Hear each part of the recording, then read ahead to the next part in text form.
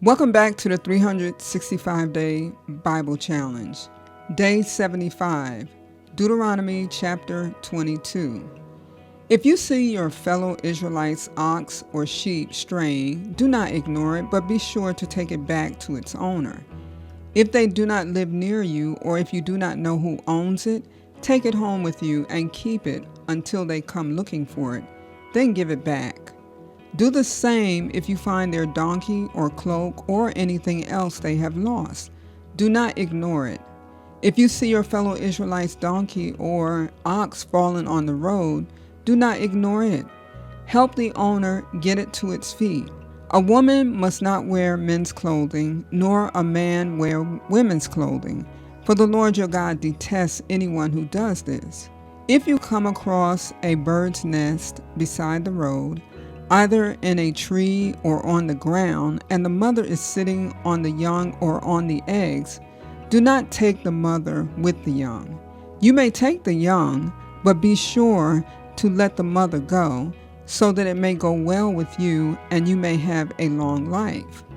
When you build a new house, make a parapet around your roof, so that you may not bring the guilt of bloodshed on your house if someone falls from the roof.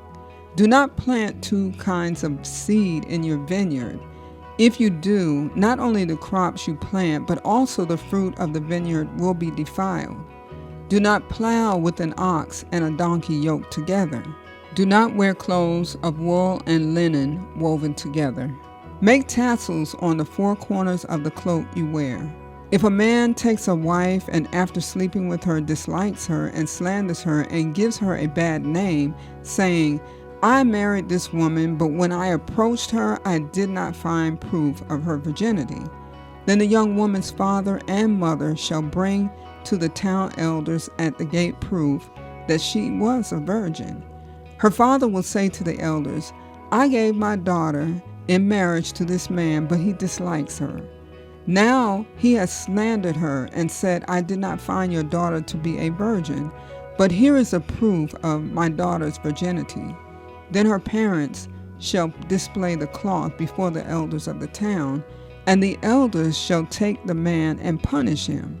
They shall fine him 100 shekels of silver and give them to the young woman's father, because this man has given an Israelite virgin a bad name. She shall continue to be his wife.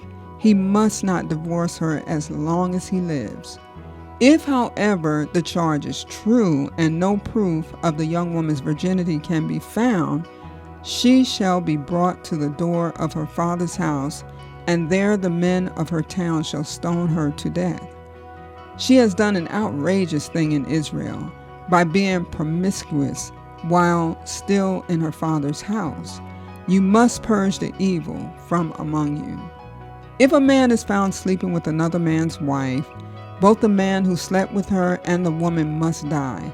You must purge the evil from Israel.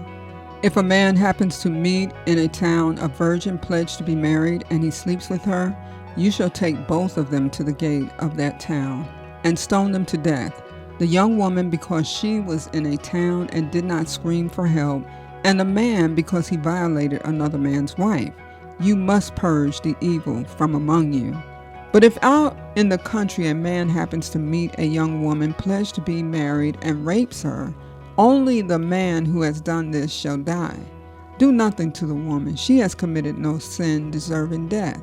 This case is like that of someone who attacks and murders a neighbor. For the man found the young woman out in the country, and though the betrothed woman screamed, there was no one to rescue her.